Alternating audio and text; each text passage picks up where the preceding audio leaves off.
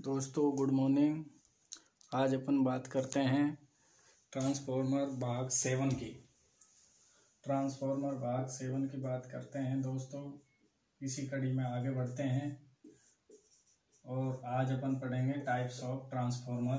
Transformer के प्रकार, types of transformer. Transformer कितने प्रकार का होता है दोस्तों, ये पढ़ेंगे।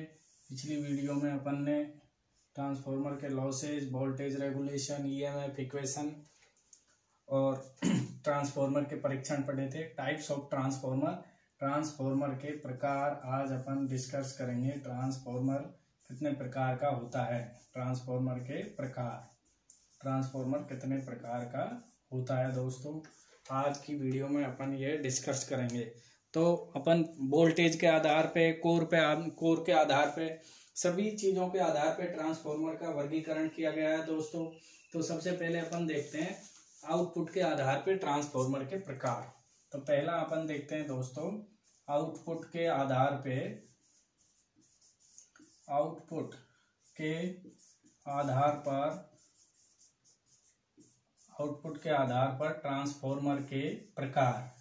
तो आउटपुट के आधार पे दोस्तों ट्रांसफॉर्मर दो प्रकार का होता है। आउटपुट के आधार पे ट्रांसफॉर्मर दो प्रकार का होता है दोस्तों। एक होता है step up transformer, step up transformer, जिसे कि अपन 10th की जो बुक में पढ़ते थे दोस्तों, उसे कहते थे ऊंचाई। स्टेप अप का क्या नाम था? ऊंचाई, ऊंचाई ट्रांसफॉर्मर, परिणामित्र कहते हैं हिंदी में, इंग्लिश में ट्रांसफॉर्मर। और दूसरा होता है दोस्तों स्टेप डाउन ट्रांसफॉर्मर। दूसरा कौन सा होता है? Step down transformer. एक होता है स्टेप अप, दूसरा स्टेप डाउन। तो अपन दोस्तों बात करते हैं स्टेप अप कहाँ काम लेते हैं, स्टेप डाउन। इसे अपन 10वीं की बुक में कहते थे अपचाई ट्रांसफॉर्मर। क्या कहते थे? अपचाई ट्रांसफॉर्मर। तो अपन अब बात करते हैं स्टेप अप कहाँ काम लेते हैं और स्टेप डाउन कहाँ काम लेते हैं। तो दोस्तों जैसे कि आपको पता है स्टेप अप क्या करेगा, ऊंचाई ट्रांसफॉर्मर क्यों कहते हैं कि वह ट्रांसफॉर्मर जो एसी वोल्टता के मान को बढ़ाता है। क्या करता है? एसी वोल्टता के मान को बढ़ाता है, एसी वोल्टता के मान को बढ़ाता है, इंक्रीज करता है, बढ़ाता है, उसे स्टेप अप ट्रांसफॉर्मर कहते हैं दोस्तों। क्या कहते हैं? स्टेप अप ट्रांसफॉर्मर कहते हैं, जो एसी वोल्टता के मान को बढ़ाता है। तो दोस्तों ओम के नियम से V समानुपाती I होता है। जैसा कि आपको पता है ओम का नियम होता है, यदि किसी चालक तार की भौतिक व्यवस्था स्थिर कर दें तो उसके स्रोत मध्य विभवांतर V उसमें बहने वाली धारा I के समानुपाती होता है। अर्थात VI का ग्राफ एक लीनियर होता है। वोल्टेज को बढ़ाते हैं तो करंट उसके समानुपाती होता है, इस तरीके से। परंतु ट्रांसफॉर्मर के अंदर क्या होता है दोस्तों, ऊंचाई ट्रांसफॉर्मर वोल्टेज के मान को क्या कर रहा है? बढ़ा रहा है। तो वोल्टेज के मान को जिस रेशो में बढ़ाएगा, करंट का मान क्या करेगा? ये कम करेगा।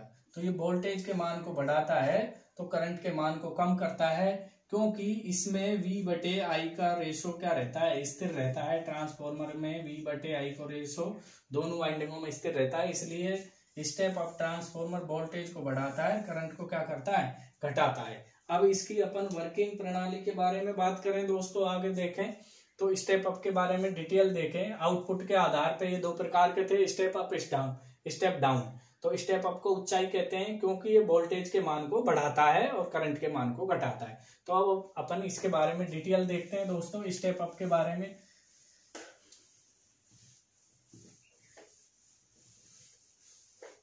अब स्टेप अप की अपन बात करते हैं दोस्तों। तो स्टेप अप ट्रांसफॉर्मर की बात करें अपन, स्टेप अप ट्रांसफॉर्मर, इसको अपन ऊंचाई ट्रांसफॉर्मर भी कहते हैं दोस्तों। इसकी बात करें तो ये ट्रांसफॉर्मर क्या करता है? वोल्टेज के मान को तो बढ़ाता है और करंट के मान को क्या करता है दोस्तों? घटाता है। तो अपन स्टेप अप की बात कर लेते हैं। प्रतियोगी परीक्षाओं में से कितने क्वेश्चन इससे आए हैं अभी तक और किस तरीके के क्वेश्चन आए हैं, वो सब चीजों के बारे में डिस्कस करेंगे। तो दोस्तों ये ट्रांसफॉर्मर की कोर होती है और कोर के ऊपर अपन बाइंडिंग करते हैं। कोर आपको पता है सिलिकॉन स्टील या सॉफ्ट आयरन की बनाई जाती है। ये इसकी प्राइमरी वाइंडिंग है दोस्तों, और ये इसकी सेकेंडरी वाइंडिंग है। ठीक है दोस्तों, ये सेकेंडरी वाइंडिंग है और ये प्राइमरी वाइंडिंग है। तो जैसा कि आपको पता है, प्राइमरी में जो ईएमएफ होगा स्वयं प्रेरित ईएमएफ, सेकेंडरी में अन्योन प्रेरण म्यूचुअल इंडक्शन के कारण ईएमएफ बनेगा। तो ये जो ईएमएफ है E1 और प्राइमरी का जो वोल्टेज है V1 और प्राइमरी में घेरों की संख्या है वो N1, सेकेंडरी का ईएमएफ E2 है, टर्मिनल वोल्टेज V2 है, और जो घेरों की संख्या है वो क्या है, N2 है, या इसको NS से लिख सकते हैं। ईएमएफ NS है, वोल्टेज VS है, और NS सेकेंडरी में घेरों की संख्या है। ऐसे ही हम P लिख सकते हैं। प्राइमरी का ईएमएफ EP, प्राइमरी में जो सप्लाई वोल्टेज दिया है VP, टर्नों की संख्या ये। तो दोस्तों आपको पता है कि ये वोल्टेज को बढ़ाएगा, तो वोल्टेज को कब बढ़ाएगा, जब सेकेंडरी में घेरों की संख्या अधिक होगी। तो प्राइमरी में घेरों की संख्या कम होती है, सेकेंडरी में घेरों की टर्नों की संख्या अधिक होती है। किसमें, स्टेप अप में। तो जिधर ये दो सिंबल दो होते हैं ये बड़ा होता है, अर्थात N2 बड़ा है N1 से, N2 बड़ा है N1 से, अर्थात N1 और N2 क्या है, घेरों की संख्या है। N क्या है, N घेरों की संख्या या टर्न की संख्या है, वाइंडिंग में टर्न की संख्या, जिसे देसी भाषा में अपन गांव की भाषा में कहते हैं लपेट। टर्न को क्या कहते हैं, लपेट। जो वाइंडिंग में अपन लपेट देते हैं वो लपेट की संख्या है। तो स्टेप अप में सेकेंडरी साइड लपेट की संख्या अधिक होती है, प्राइमरी साइड लपेट की संख्या कम होती है। अब वोल्टेज की बात करें तो स्टेप अप है तो सेकेंडरी का वोल्टेज ज्यादा है, और प्राइमरी का जो वोल्टेज है, ये सॉरी एस से डिनोट किया है अपन ने, तो सेकेंडरी का घेरों की संख्या ज्यादा है, प्राइमरी में कम है, अर्थात NS बड़ा है NP से। अब अपन सप्लाई वोल्टेज की, टर्मिनल वोल्टेज की बात करें तो सेकेंडरी का वोल्टेज ज्यादा होगा प्राइमरी से। किसका ज्यादा होगा दोस्तों, सेकेंडरी का। अब अपन ईएमएफ की बात करें तो सेकेंडरी का ईएमएफ ज्यादा होगा प्राइमरी ईएमएफ से। अब दोस्तों करंट की बात करें तो करंट बिल्कुल विपरीत होता है। मैंने कहा था वोल्टेज को बढ़ाता है तो करंट को क्या करता है, कम करता है। तो जो प्राइमरी करंट होगा इसमें वो ज्यादा होगा किससे, सेकेंडरी करंट से। किससे ज्यादा होगा, सेकेंडरी करंट से। प्राइमरी करंट सेकेंडरी करंट से ज्यादा होगा दोस्तों। तो अपन जो प्रतियोगी परीक्षा राजस्थान लाइनमैन मेट्रो में जो क्वेश्चन पूछा गया था वो पूछा गया था के क्या होता है दोस्तों, सेकेंडरी में उत्पन्न ईएमएफ वे प्राइमरी में दिए गए सप्लाई के अनुपात को अपन के कहते हैं। के का नाम होता है ट्रांसफॉर्मेशन रेशो। ये क्या होता है दोस्तों, ट्रांसफॉर्मेशन रेशो होता है। और ये जो के होता है वो सेकेंडरी वोल्टेज और प्राइमरी वोल्टेज का अनुपात होता है।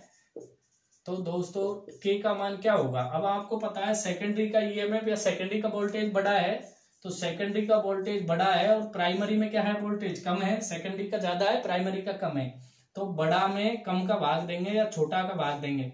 तो दोस्तों ये ध्यान रखने योग्य बात है, बड़ी संख्या में जैसे 2 में 1 का भाग देंगे तो उत्तर क्या आएगा, 1 से बड़ा आएगा, 1 पॉइंट कुछ आएगा। ठीक है, तो इसी तरह बड़े में जब छोटे का भाग देते हैं तो हमेशा आंसर क्या आता है, 1 से बड़ा आता है। तो के का मान 1 से बड़ा किस ट्रांसफॉर्मर के लिए होता है, ये राजस्थान लाइनमैन 2014 और 2018 में पूछा गया था। एक बार रेलवे ड्राइवर में पूछा गया था कि के का मान 1 से बड़ा, तो के का मान 1 से बड़ा किस ट्रांसफॉर्मर के लिए है, के का मान 1 से बड़ा किस ट्रांसफॉर्मर के लिए है, तो 1 से बड़ा किसके लिए है दोस्तों, स्टेप अप में। के का मान 1 से बड़ा किस में होता है, स्टेप अप ट्रांसफॉर्मर में होता है, स्टेप अप ट्रांसफॉर्मर में होता है। अब अपन बात करें स्टेप अप क्या कर रहा है, वोल्टेज को बढ़ा रहा है, तो अपन को ऐसी जरूरत कहाँ पड़ी जहां अपन को वोल्टेज बढ़ाने की जरूरत पड़ी। तो ऐसा स्टेप अप ट्रांसफॉर्मर अपन कहाँ लगाते हैं और इसमें कौन सी वाइंडिंग करते हैं दोस्तों। तो स्टेप अप ट्रांसफॉर्मर हमेशा डेल्टा डेल्टा वाइंडिंग होता है। कौन सा होता है दोस्तों, डेल्टा डेल्टा वाइंडिंग। जो ट्रांसफॉर्मर होती है, ट्रांसफॉर्मर होता है स्टेप अप, इसमें डेल्टा डेल्टा वाइंडिंग होती है। और स्टेप अप ट्रांसफॉर्मर का अपन उपयोग एक ही जगह करते हैं। इसका उपयोग कहाँ करते हैं दोस्तों स्टेप अप का, तो स्टेप अप ट्रांसफॉर्मर का उपयोग अपन करते हैं जनरेशन प्लांट में। कहाँ करते हैं, जनरेशन प्लांट में करते हैं दोस्तों। कहाँ करते हैं दोस्तों, जनरेशन प्लांट में करते हैं। इसका उपयोग कहाँ करते हैं, जनरेशन प्लांट में करते हैं स्टेप अप का। और इसमें कौन सी वाइंडिंग स्थापित करते हैं, डेल्टा डेल्टा। जनरेशन प्लांट में क्यों करते हैं अपन, जो अपने ग्रामीणों में छोटे से जितने भी ट्रांसफॉर्मर लग रहे हैं सभी जगह वो स्टेप डाउन है, स्टेप अप केवल एक ही जगह लगता है, वो उसे कहते हैं जनरेशन प्लांट या विद्युत उत्पादन संयंत्र। जहां पे विद्युत का उत्पादन किया जाता है, बिजली बनाई जाती है, वहां पे इस प्लांट को, इस ट्रांसफॉर्मर को लगाया जाता है। विद्युत उत्पादन संयंत्र पर स्टेप अप ट्रांसफॉर्मर को लगाया जाता है। क्यों लगाया जाता है दोस्तों? अपनी जो विद्युत का उत्पादन होता है ये 11 kV उत्पादन होता है। बिजली का उत्पादन कितना होता है? 11 kV बिजली बनाई जाती है। फिर इसको प्लांट के अंदर स्टेप अप ट्रांसफॉर्मर की सहायता से, ये स्टेप अप ट्रांसफॉर्मर की सहायता से इसको 400 kV में बदला जाता है। किसमें बदला जाता है? 11 kV को 400 kV में बदला जाता है स्टेप अप ट्रांसफॉर्मर की सहायता से। और इस 400 kV विद्युत को दोस्तों कहाँ लाया जाता है? इसको जयपुर लाया जाता है। जैसे जयपुर है और भी बहुत जगह, बस्सी में है, फागी में है, बहुत जगह 400 kV के प्लांट हैं। फिर यहाँ पे क्या लगाया जाता है? Step down. और स्टेप डाउन ट्रांसफॉर्मर इस 400 kV को 220 kV में, 132 kV में और 33 kV में और आवश्यकता अनुसार 33 kV और 11 kV में बदलता है। और अपने घर, कॉलोनी, फैक्ट्री में कितना kV वोल्टेज आता है? घर, कॉलोनी और फैक्ट्री में 11 kV वोल्टेज जाता है। आपने देखा होगा गाँव में 11 kV वोल्टेज जाता है। फैक्ट्री में कितना वोल्टेज जाता है? 11 kV जाता है। तो 11 kV उत्पन्न किया था, 11 kV घर, कॉलोनी, गाँव में आ रहा है। तो दोस्तों ये बढ़ाया क्यों था अपन ने? स्टेप अप ट्रांसफॉर्मर क्यों लगाया था इतना महंगा?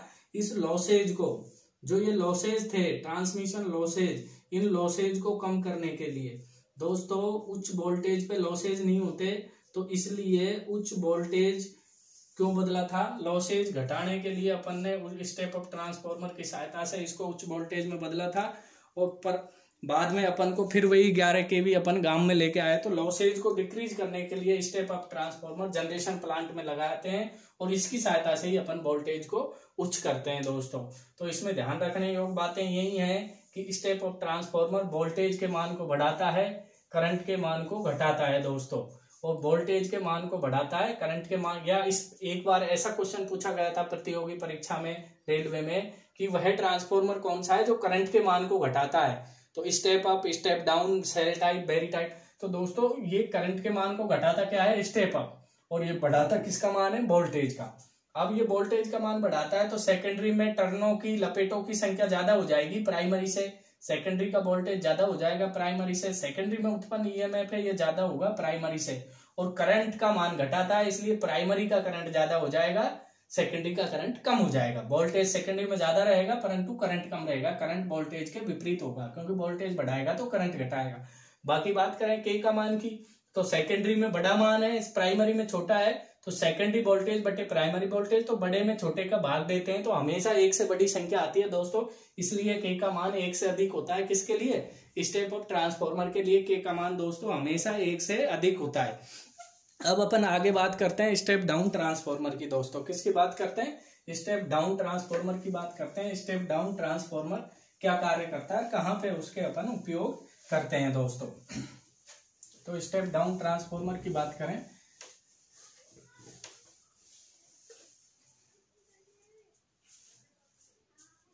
दूसरा है दोस्तों step down transformer. Step down transformer आपको नाम से ही पता चल रहा है, जैसे कि स्टेप डाउन ट्रांसफॉर्मर को अपन अपचाई ट्रांसफॉर्मर कहते हैं दोस्तों। क्या कहते हैं? अपचाई ट्रांसफॉर्मर कहते हैं। और स्टेप डाउन जो ट्रांसफॉर्मर है दोस्तों, ये क्या करेगा? स्टेप डाउन, अपचाई, अर्थात वह ट्रांसफॉर्मर जो वोल्टेज के मान को क्या करता है? कम करता है। ये स्टेप डाउन ट्रांसफॉर्मर है तो वोल्टेज के मान को क्या करेगा? कम करेगा। और करंट के मान को क्या करेगा? बढ़ाता है। वोल्टेज के मान को कम करता है, करंट के मान को बढ़ाता है। तो वह ट्रांसफॉर्मर जो वोल्टेज के मान को घटाता है, वह ट्रांसफॉर्मर जो वोल्टेज के मान को घटाता है, उसे स्टेप डाउन ट्रांसफॉर्मर कहते हैं दोस्तों। क्या कहते हैं? स्टेप डाउन ट्रांसफॉर्मर कहते हैं। मैंने आपको अभी बताया था दोस्तों, स्टेप अप ट्रांसफॉर्मर एक ही जगह लगता है, कहाँ? जहां बिजली बनती है। और स्टेप डाउन ट्रांसफॉर्मर है, ये वोल्टेज बढ़ाने की अपन को जरूरत कहाँ पड़ी? एक ही जगह करी। 11 kV जब बिजली बनी तो उसको 400 में बदला, फिर 400 के बाद तो अपन घटाते ही ला रहे हैं, एक 220 में, फिर 132 kV में, फिर 33 kV में, फिर 11 kV में, फिर 11 kV का ट्रांसफॉर्मर गांव में लगा दिया, ये 11 kV 230 वोल्ट में बदल के देगा, बोरिंग पे या कमर्शियल पर्पज 440 वोल्ट में बदल के देगा। तो अपन ने स्टेप अप ट्रांसफॉर्मर तो एक ही जगह लगाया, कहाँ, प्लांट पर। बाकी ये जो सब ट्रांसफॉर्मर है ये कौन से हैं दोस्तों, स्टेप डाउन। तो स्टेप डाउन ट्रांसफॉर्मर की पूछे उपयोग कहाँ करते हैं, तो सभी जगह स्टेप डाउन, सभी जगह स्टेप डाउन ट्रांसफॉर्मर यूज करते हैं, उपयोग करते हैं प्लांट को छोड़कर, जनरेशन प्लांट को छोड़ के। तो ये इसको अपन वितरण ट्रांसफॉर्मर भी कहते हैं, क्योंकि वितरण या डिस्ट्रीब्यूशन ट्रांसफॉर्मर क्यों कहते हैं कि जो बिजली को डिस्ट्रीब्यूट करते हैं उसमें सब में वितरण स्टेप डाउन ट्रांसफॉर्मर लगा रहता है, इसीलिए इसका नाम अपन डिस्ट्रीब्यूशन ट्रांसफॉर्मर भी कह देते हैं दोस्तों। अब देखते हैं दोस्तों इसमें किस प्रकार से इसकी वर्किंग प्रणाली रहती है। तो ये ट्रांसफॉर्मर है, ये कोर है, इस पे वाइंडिंग कर देंगे तो इसमें प्राइमरी में घेरों की संख्या दोस्तों अधिक रहती है, सेकेंडरी में घेरों की संख्या कम रहती है। क्यों रहती है, क्योंकि ये वोल्टेज को डाउन करता है, और जिधर लपेट ज्यादा रहेंगे उधर ज्यादा वोल्टेज बनेगा, है दोस्तों। ये प्राइमरी का ईएमएफ है, ये सेकेंडरी का ईएमएफ है, ये सेकेंडरी का वोल्टेज है, ये प्राइमरी का वोल्टेज है दोस्तों। तो ये प्राइमरी साइड है और ये सेकेंडरी साइड है,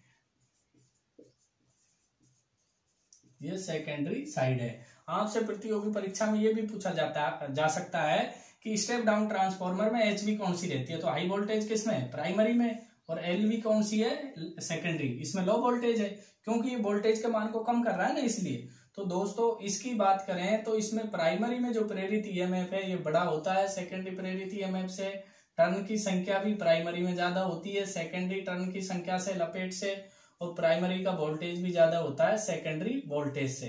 केवल सेकेंडरी में ज्यादा होता है तो क्या होता है दोस्तों, करंट, सेकेंडरी वाइंडिंग में करंट ज्यादा होगा, क्योंकि यह ट्रांसफॉर्मर करंट के मान को बढ़ाता है, वोल्टेज के मान को क्या करता है, कम करता है। अब इसके के मान की बात करें, ट्रांसफॉर्मेशन रेशियो क्या है कि सेकेंडरी का वोल्टेज बटे प्राइमरी का वोल्टेज, या सेकेंडरी में उत्पन्न ईएमएफ बटे प्राइमरी में उत्पन्न ईएमएफ। तो सेकेंडरी में क्या है मान, कम, क्योंकि वोल्टेज का मान कम किया है इसने, इधर ज्यादा था इधर कम किया है, सेकेंडरी का कम है और प्राइमरी का ज्यादा है, तो कम में ज्यादा का भाग देंगे।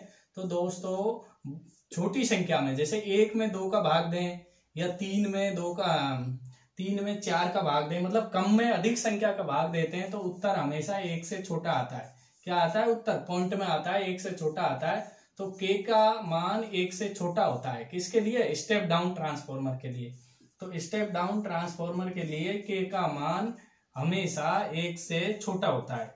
क्या होता है दोस्तों, के का मान हमेशा 1 से छोटा होता है। स्टेप डाउन ट्रांसफॉर्मर के लिए के का मान हमेशा 1 से छोटा होता है दोस्तों, ये ध्यान रखने योग्य बात है। ये कई बार प्रतियोगी परीक्षाओं में पूछा जाता है कि के का मान 1 से बड़ा किसके लिए है, तो स्टेप अप के लिए, के का मान 1 से छोटा किसके लिए, तो स्टेप डाउन ट्रांसफॉर्मर के लिए होता है दोस्तों। अब वाइंडिंग की बात करें दोस्तों, तो स्टेप डाउन में कौन सी वाइंडिंग लगी रहती है, तो स्टेप डाउन में डेल्टा स्टार वाइंडिंग लगाई जाती है। इसमें कौन सी वाइंडिंग की जाती है, डेल्टा स्टार वाइंडिंग की जाती है। स्टेप डाउन ट्रांसफॉर्मर ज्यादातर डेल्टा स्टार वाइंडिंग के आते हैं। कौन सी वाइंडिंग के आते हैं दोस्तों, डेल्टा स्टार वाइंडिंग के आते हैं। तो ये था ट्रांसफॉर्मर के आउटपुट के आधार पर ट्रांसफॉर्मरों का प्रकार। आउटपुट के आधार पर ट्रांसफॉर्मर 2 ही प्रकार के होते हैं, स्टेप अप और स्टेप डाउन। एक आइसोलेशन भी होता है दोस्तों। आइसोलेशन ट्रांसफॉर्मर है जो 2 लाइनों को पृथक करने के लिए या सर्किट में आइसोलेशन का काम करता है।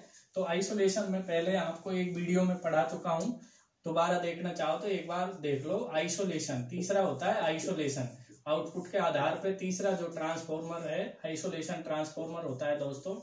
इसमें क्या होता है, प्राइमरी और सेकेंडरी में घेरों की संख्या बराबर होती है। प्राइमरी में भी घेरे उतनी ही है, सेकेंडरी में भी उतनी ही है। प्राइमरी का वोल्टेज भी उतना ही रहता है, सेकेंडरी का, प्राइमरी का ईएमएफ भी उतना ही रहता है और सेकेंडरी का वही ईएमएफ भी उतना ही रहता है। तो इसमें के का मान 1 आता है। क्या आता है, के का मान 1, क्योंकि इसमें 1 में 1 का भाग देंगे, बराबर होते हैं। प्राइमरी में घेरों की संख्या, सेकेंडरी में घेरों की संख्या। और इसका उपयोग कहाँ करते हैं, 2 लाइनों को पृथक करने के लिए अपन इसका यूज करते हैं। 2 लाइनों के बीच में कुचालकता प्रोवाइड करने के लिए या 2 लाइनों को पृथक करने के लिए, 2 लाइनों को पृथक करने के लिए अपन आइसोलेशन ट्रांसफॉर्मर का पृथक करने के लिए अपन आइसोलेशन ट्रांसफॉर्मर का उपयोग करते हैं दोस्तों। पृथक करने के लिए आइसोलेशन ट्रांसफॉर्मर का अपन उपयोग करते हैं दोस्तों। आगे अपन बात करें कोर के आधार पे या करोड़ के आधार पे ट्रांसफॉर्मर का वर्गीकरण। कोर के आधार पे ट्रांसफॉर्मर कितने प्रकार का होता है या करोड़ के आधार पे कितने प्रकार का होता है, ये देखते हैं दोस्तों। तो दूसरा वर्गीकरण देखते हैं, कोर या करोड़ के आधार पे ट्रांसफॉर्मर का वर्गीकरण। ये पहला वर्गीकरण था, आउटपुट के आधार पे 3 प्रकार के थे, स्टेप अप, स्टेप डाउन और आइसोलेशन ट्रांसफॉर्मर। दूसरा है दोस्तों कोर के आधार पे ट्रांसफॉर्मर का वर्गीकरण। कोर के आधार पर या कोर को अपन करोड़ भी कह सकते हैं। कोर और करोड़ में क्या अंतर है अभी बात करेंगे। कोर के आधार पर ट्रांसफॉर्मर का वर्गीकरण, ट्रांसफॉर्मर का प्रकार या वर्गीकरण। तो कोर के आधार पर ट्रांसफॉर्मर 3 प्रकार के होते हैं दोस्तों, सेल टाइप, बेरी टाइप और core type. Core, shell, berry. Core के आधार पर 3 प्रकार के होते हैं, कोर, सेल और berry type. Core type transformer, cell type transformer और बेरी टाइप ट्रांसफॉर्मर, ये 3 प्रकार के कोर के आधार पे होते हैं। और करोड़ और कोर में क्या अंतर है दोस्तों। जो ट्रांसफॉर्मर की कोर अपन बनाते हैं, L type, you type, H type, I type और ई टाइप, छोटी छोटी पत्तियां होती हैं 0.35 mm से 50 mm की जो पत्तियां होती हैं छोटी छोटी, इनको मिलाकर करोड़ बनाते हैं। तो एक पत्ती को तो करोड़ कह देते हैं और सभी पत्तियों को मिला के जब ये ढांचा तैयार हो जाता है, अपना लेमिनेशन करके नट बोल्ट की सहायता से कस देते हैं, तो इसे अपन कोर कह देते हैं। तो कोर या करोड़ कुछ भी आ जाए, घबराना नहीं है। कोर या करोड़ के आधार पर ट्रांसफॉर्मर 3 प्रकार के होते हैं, कोर टाइप, सेल टाइप और बेरी टाइप। तो अपन दोस्तों कोर टाइप ट्रांसफॉर्मर की बात करें तो कोर टाइप ट्रांसफॉर्मर किस आकृति का होता है और कोर टाइप जो ट्रांसफॉर्मर है उसमें करोड़ों की साइज छोटी क्यों लेते हैं और उनका लेमिनेशन क्यों करना पड़ता है अपन को, ये चीजें अपन देखते हैं दोस्तों। तो करोड़ टाइप ट्रांसफॉर्मर ज्यादातर एल टाइप पत्तियों से बनाया जाता है। कैसे बनाया जाता है दोस्तों core type transformer? L type की पत्तियों को मिलाकर बनाया जाता है या यू टाइप, आई टाइप को मिलाकर भी बना सकते हैं। तो इसमें पहला ट्रांसफॉर्मर देखते हैं दोस्तों, कोर टाइप। कोर, पहला ट्रांसफॉर्मर है कोर टाइप ट्रांसफॉर्मर। तो कोर टाइप ट्रांसफॉर्मर की बात करें इसमें तो core type transformer L type या यू आई टाइप पत्तियों को मिला के बनाया जाता है। यू और आई पत्ती को मिला देंगे तो भी अपना ये बन जाएगा, या 2 एल टाइप पत्तियों को एंटी पैरेलल में अपन लगा दें इस तरीके से तो भी अपना ये कोर टाइप ट्रांसफॉर्मर बन जाता है दोस्तों। तो कोर टाइप ट्रांसफॉर्मर की अपन बात करें तो कोर टाइप ट्रांसफॉर्मर को अपन कैसे पहचानेंगे? अगर भाई ये कोर टाइप ट्रांसफॉर्मर है तो अपन क्या करते हैं, सबसे पहले एल टाइप पत्तियों, एल टाइप या you I type, L type पत्तियों को लेमिनेशन करके चिपका देते हैं। क्या कर देते हैं? चिपका देते हैं। और जब लेमिनेशन करके चिपकाएंगे तो इस प्रकार की आकृति नजर आएगी जिसे अपन अंडाकार या आयताकार कह सकते हैं। कैसी आकृति नजर आएगी? अंडाकार या आयताकार आकृति में इन पत्तियों को चिपकाएंगे तो अंडाकार आकृति, आयताकार एक कोर बन जाती है। और इन पत्तियों की मोटाई कितनी रखते हैं अपन? जब इन पत्तियों को चिपकाते हैं तो इनकी मोटाई रखते हैं 0.35 mm से 0.50 mm। और जो लेमिनेशन करते हैं इनके ऊपर अपन सिलिकॉन स्टील का लेमिनेशन करते हैं तो लेमिनेशन की मोटाई भी अपन कितनी रखते हैं? 0.35 mm से 0.50 mm रखते हैं। और ये सॉफ्ट आयरन पत्तियों में अपन सिलिकॉन भी मिला देते हैं। क्यों मिलाते हैं? क्योंकि एडी करंट लॉस कम हो, पत्तियों की मोटाई भी कम इसीलिए रखते हैं कि एडी करंट लॉस अपना कम रहे। क्या कम रहे? एडी करंट हानि कम रहे। एडी करंट लॉस को कम करने के लिए ही अपन इनमें सिलिकॉन मिला देते हैं दोस्तों। एडी करंट लॉस कम रहे इसलिए अपन इसमें क्या मिला देते हैं? सिलिकॉन मिला देते हैं। अब आगे बात करें तो ये अपना एक कोर टाइप ट्रांसफॉर्मर बन गया। एल टाइप पत्ती ले ली और ये दूसरा एल टाइप पत्ती ले ली और ये इनको अपन ने मिला दिया तो ये अपना एक कोर टाइप ट्रांसफॉर्मर तैयार हो गया दोस्तों। अब इस पे अपन यहाँ वाइंडिंग स्थापित कर देते हैं। इधर सेकेंडरी वाइंडिंग स्थापित कर देंगे, इधर प्राइमरी। तो दोस्तों इसमें देखते हैं अपन, जब फ्लक्स बनेगा तो चुंबकीय फ्लक्स का कितना मार्ग है। ध्यान रखने योग्य बात है, ये जो फ्लक्स है इसके कितने रास्ते हैं। तो इसमें चुंबकीय फ्लक्स या चुंबकीय पथ है या चुंबकीय फ्लक्स के पथ कितना है, एक। तो इसमें एक तो चुंबकीय फ्लक्स का मार्ग कितना होता है, एक। फ्लक्स का एक ही रास्ता है, या चुंबकीय फ्लक्स का रास्ता कितना होता है, एक। दूसरी बात करें लिंब। लिंब किसे कहते हैं, वह भाग जिसपे वाइंडिंग स्थापित की जाती है उसे लिंब कहते हैं। तो ये क्या है, लिंब है दोस्तों। ये क्या है, लिंब है, LIMB, लिंब। ये लिंब होता है। और इसमें लिंब कितने हैं, दो। एक लिंब ये रहा, इस पे वाइंडिंग स्थापित कर दी, दूसरा ये रहा। तो इसमें लिंब की संख्या कितनी होती है, कोर टाइप ट्रांसफॉर्मर में लिंब की संख्या 2 होती है और चुंबकीय फ्लक्स का एक ही रास्ता होता है। दूसरी बात करें, इसमें बाहर से देखने पर अपन कैसे पहचानेंगे कि ये कोर टाइप ट्रांसफॉर्मर है। तो इसमें बाहर से देखने पर अपन को वाइंडिंग नजर आती है। बाहर से देखने पर क्या नजर आएगी दोस्तों, इसमें अपन को वाइंडिंग नजर आती है बाहर से देखने पर। अब अपन इधर से देखेंगे, मार्केट में यूं रखा है ट्रांसफॉर्मर, तो बाहर से देखेंगे तो क्या नजर आएगी, वाइंडिंग। कोर नजर नहीं आएगी। जिसमें कोर नजर आती है वो सेल टाइप रहता है, इसमें बाहर की तरफ से वाइंडिंग नजर आती है। तो ये पहचानने का तरीका है, बाहर से देखने पर वाइंडिंग नजर आती है। बाहर से देखने पर वाइंडिंग नजर आती है तो वह ट्रांसफॉर्मर कोर टाइप ट्रांसफॉर्मर है। वाइंडिंग नजर आती है तो वह कोर टाइप ट्रांसफॉर्मर होता है। कौन सा ट्रांसफॉर्मर होता है, कोर टाइप ट्रांसफॉर्मर होता है। दोस्तों बाहर से देखने पर अगर वाइंडिंग नजर आती है तो वह ट्रांसफॉर्मर कौन सा होगा, कोर टाइप ट्रांसफॉर्मर होता है। अब अपन बात करें तो इसकी कूलिंग बहुत अच्छी होती है। यह ट्रांसफॉर्मर कहाँ उपयोगी होता है, कम आउटपुट के लिए उपयोगी होता है। कहाँ उपयोगी होता है दोस्तों, कम आउटपुट के लिए उपयोगी होता है। तो इसका उपयोग कम आउटपुट के लिए करते हैं। किसके लिए करते हैं, कम आउटपुट की जहां जरूरत होती है वहां इसका उपयोग अपन करते हैं। और इसकी दक्षता भी क्या होती है दोस्तों, कम होती है। कम आउटपुट के लिए उपयोग करते हैं और इसकी दक्षता, इसका आउटपुट कम होता है,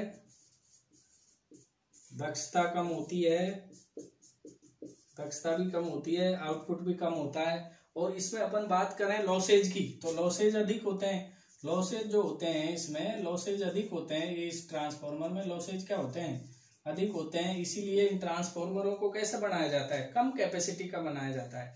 किसका बनाया जाता है दोस्तों, कम कैपेसिटी का बनाया जाता है। इसीलिए ये ट्रांसफॉर्मर कैसे आते हैं, कम क्षमता के आते हैं। कम कैपेसिटी के ट्रांसफॉर्मर बनाए जाते हैं। अब कम कैपेसिटी का इनको बनाया जाता है, कम कैपेसिटी का बनाया जाता है तो इनका उपयोग कहाँ करें, जहां अपन को कम कैपेसिटी की आवश्यकता होगी। तो इसका यूज कहाँ करते हैं अपन, बैटरी चार्जर में, ऑटो ट्रांसफॉर्मर में, हाई वोल्टेज एप्लीकेशन की जहां अपन को जरूरत होती है वहां पे अपन इन ट्रांसफॉर्मर का यूज करते हैं। तो हाई वोल्टेज जैसे ऑटो ट्रांसफॉर्मर, डिस्ट्रीब्यूशन या बैटरी चार्जर में अपन इनका उपयोग कर सकते हैं। बैटरी चार्जर, ऑटो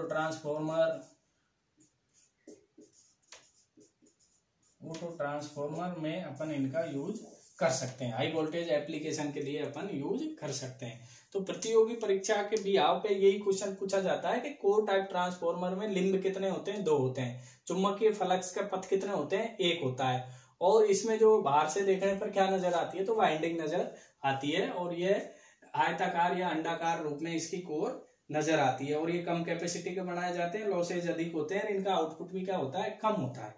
ठीक है दोस्तों। अब अपन बात करें सेल टाइप ट्रांसफॉर्मर की। किसकी बात करें, सेल टाइप ट्रांसफॉर्मर की बात करते हैं। तो सेल टाइप ट्रांसफॉर्मर ई टाइप की दोहरी आयताकार पत्तियों से बनाया जाता है। ई टाइप की दोहरी आयताकार पत्तियों से बनाया जाता है दोस्तों। और इसमें चुंबकीय पथ क्या होते हैं, 2 होते हैं। जो सेल टाइप ट्रांसफॉर्मर है इसमें चुंबकीय पथ 2 होते हैं। सेल टाइप ट्रांसफॉर्मर की बात करते हैं अब दोस्तों अपन। सेल टाइप ट्रांसफॉर्मर क्या होता है, कोर के आधार पे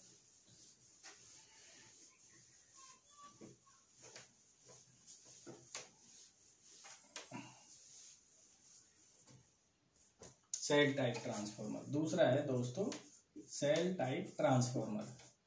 सेल टाइप ट्रांसफॉर्मर क्या होता है, तो सेल टाइप ट्रांसफॉर्मर की बात करें तो सेल टाइप ट्रांसफॉर्मर ई प्रकार की पत्तियों को, ई प्रकार की पत्तियों को मिलाकर बनाया जाता है, मिलाकर बनाया जाता है। तो दोस्तों अपन बात करें, ये ई पत्ती है, इसमें दूसरी अपन ई टाइप की पत्ती या ई और आई मिला दें इसके आगे, तो ये क्या बन जाएगा अपना, ये इस प्रकार से एक ट्रांसफॉर्मर का निर्माण हो जाएगा दोस्तों। और ये अपना एक ट्रांसफॉर्मर बन गया। इस प्रकार से ये रहता है ओ टाइप ट्रांसफॉर्मर। या इसमें अपन इनको ई को ऐसे बना दें, इसको ई को ऐसे डेवलप कर दें, तो ये अपना एक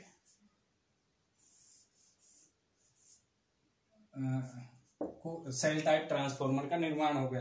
किसका निर्माण हो गया दोस्तों, सेल टाइप ट्रांसफॉर्मर का निर्माण हो गया।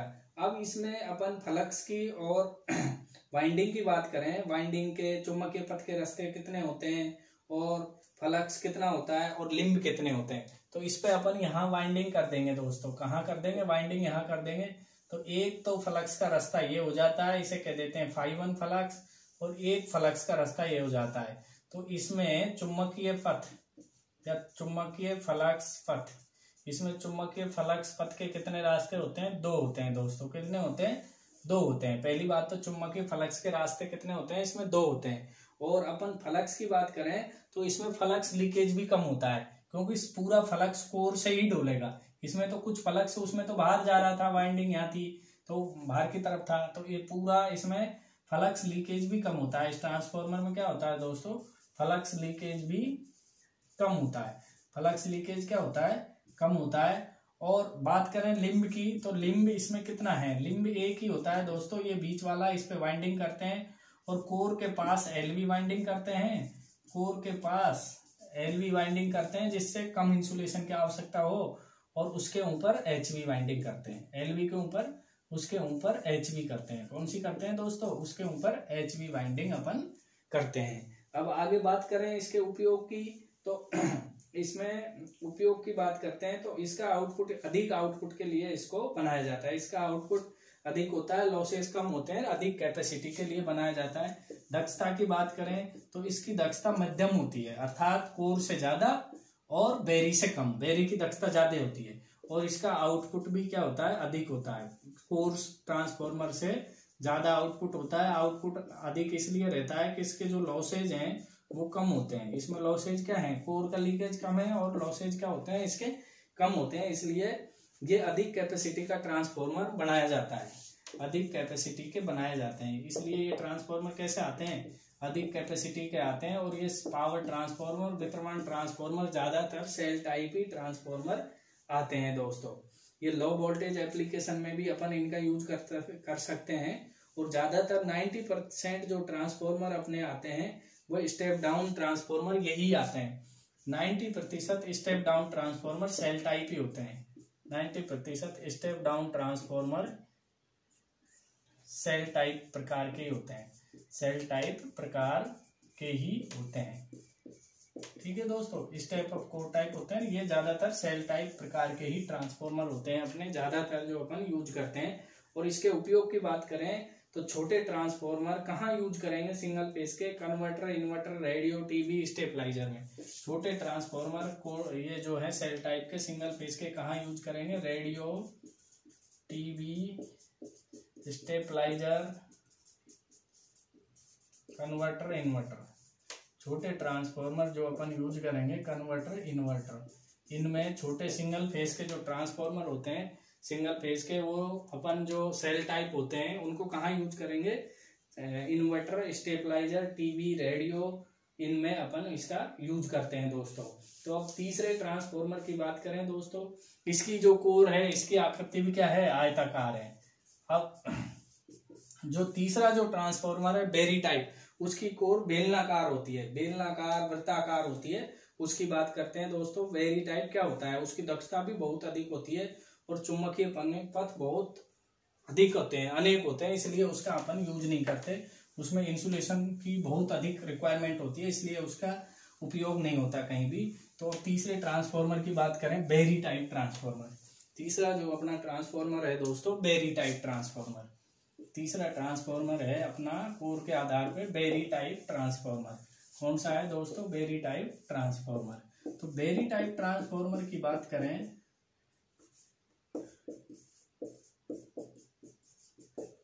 बेरी टाइप ट्रांसफॉर्मर में चुंबकीय पथ अनेक होते हैं दोस्तों। इस प्रकार से इसमें चुंबकीय पथ बहुत सारे होते हैं, और जो इसमें जो वाइंडिंग करते हैं अपन,